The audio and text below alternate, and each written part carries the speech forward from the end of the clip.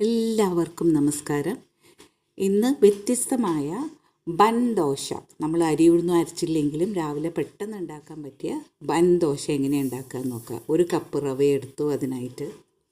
അതിലേക്ക് 1/2 കപ്പ് തൈര് ചേർക്കുക. അര കപ്പ്.